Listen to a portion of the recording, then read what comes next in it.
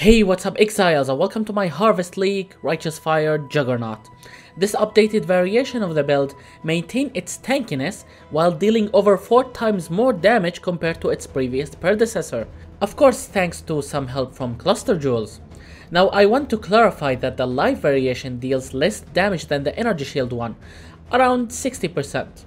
It's much cheaper though, and easier to make because sustaining Righteous Fire using life is something you can do even before finishing the game 10 acts, rather than waiting to level 70 until you get shavs, etc. So without further ado, let's get started with this build guide.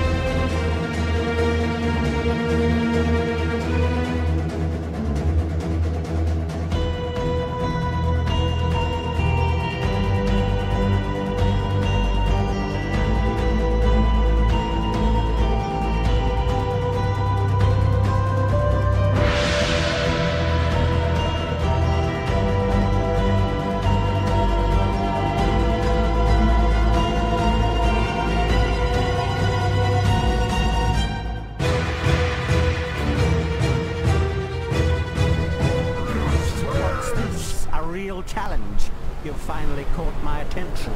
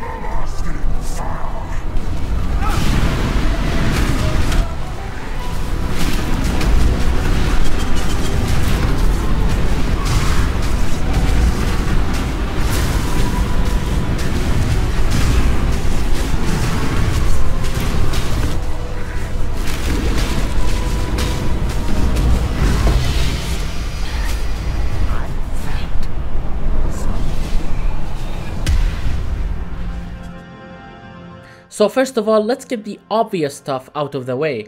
And with obvious, I mean the Juggernaut Ascendancy. It is something that we have went over a million times in previous videos, so we will just make it quick in this one. Juggernaut is all about endurance charges, thus we take every single endurance charge Ascendancy node on site, starting with Unflinching, Unrelenting, then Unyielding. The first offers free endurance charges if you were hit recently, and the second one increases our survivability with each endurance charge. The last one gives us increased damage and area effect per endurance charge. Finally, take Unbreakable. It is literally the best tankiness Ascendancy in the entire game. It provides global damage mitigation in addition to some life regen, and you need both to sustain Righteous Fire. So with the Ascendancy out of the way, let's talk about our passive tree. We are using some cluster jewels, thus we want to free up at least 20 passive points for them at the end of our tree. But with that being said, this is what your normal passive tree should look like.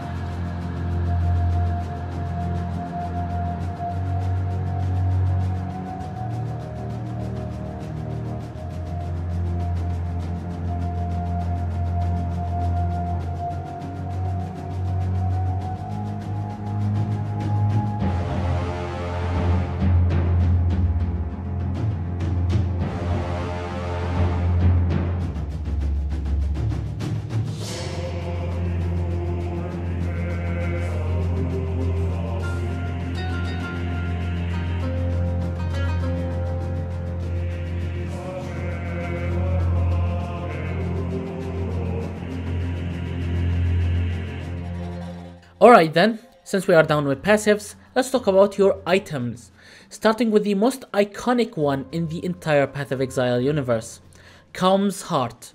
It is the undisputed best Righteous Fire item in the game. It provides us with lots of life and some fire damage, pretty straightforward. Next for your shield, get Sapphire's Frame. Now most people prefer to go with Rise of the Phoenix instead, but I believe that we got enough physical mitigation that we don't need attack block in this build. And Sapphire's Frame makes up for the lack of spell and elemental defense against bosses like Shaper and Elder. Next for your helm, get an Elder Helm with socketed gems are supported by burning damage and concentrated effect. This will be your 6th link item for Righteous Fire. Aside from that, we need life and any resistances we can have. Next for your belt, a Stygian Vice with increased life recovery rate and as many other life modifiers is your best in slot option. Prioritize the increased life recovery rate modifier, especially if you don't have something similar on your Watcher's Eye. These modifiers are crucial to be able to sustain Righteous Fire with an additional overhead for active regen. It should be noted that a leather belt works just as well. Anyway, for boots, we have a rare boots with life, increased movement speed, and as many resistances as you can have. Pretty generic.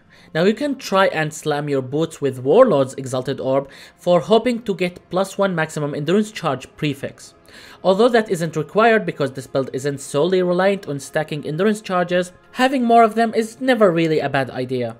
Finally, make sure to get the increased critical strike chance lab enchantment on your boots because it is required to sustain elemental overload, which requires you to deal at least 1 crit every 8 seconds.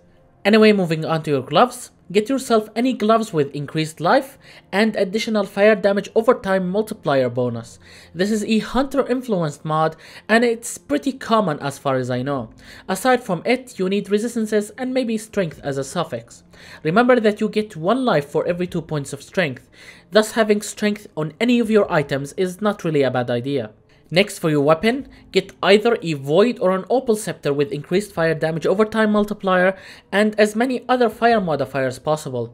Just avoid the flat added fire damage to spells or attacks because these modifiers will ruin your elemental equilibrium. In the end, just don't forget to craft trigger a socketed spell when you use a skill craft because it's crucial for one of our gem setups. Next for your amulet, you will try and combine Shaper and Hunter influences for a combination of increased fire damage over time multiplier and Malevolence has reduced mana reservation. This is important because otherwise our aura setup won't work. It should be noted that the regular 5% reduced mana reservation modifier doesn't work. It's simply not enough reduction even with a level 4 Enlighten linked with our auras. Aside from these two mods, you can be lucky and hit increased movement speed just like what happened with me. Last but not least, we have rings. I decided to get a pair of Incursion Velmeron rings for maximum possible life. In addition, I crafted increased damage prefix and +1 to maximum frenzy charges on each ring because these crafts are the most efficient crafts you can have for stacking damage. Finally, I got tier 1 strength because again, strength equals life. Now if you are on a budget or having trouble sustaining Righteous Fire, then yes, you can use Calm's Way rings, but you will have around 1000 less life compared to what I have in this video from both rings. Ultimately, once you feel like you have enough regen, stop using Calm's Way ring because it isn't as efficient for its slot compared to what you can get from other rings. And that was it for your items. For gem links, starting with our main 4-link setup that goes in our helm, we have Righteous Fire, Elemental Focus, increased area of effect support, preferably the awakened version, and finally, Inspiration. Now thanks to our helm we also get burning damage support and concentrated effect for free. Now you won't be able to generate inspiration charges with Righteous Fire itself. However, it would still gain the benefits of inspiration even if it wasn't the active gem that generated the inspiration charges in the first place, and that's exactly why we use the support gem. Anyway, moving on to our secondary gem setup, we have Scorching Ray with infused channeling and inspiration. While channeling Scorching Ray, you will gain infusion, which increases all of your fire damage output from all skills, and you will generate inspiration charges to further increase Righteous Fire damage. Also, don't forget that inspiration lowers the mana cost of supported skill, which means that with it you will be able to sustain Scorching Ray indefinitely. Next we have a movement skill setup, starting with Shield Charge. It's linked with Fortify, faster attacks, and yet another inspiration gem.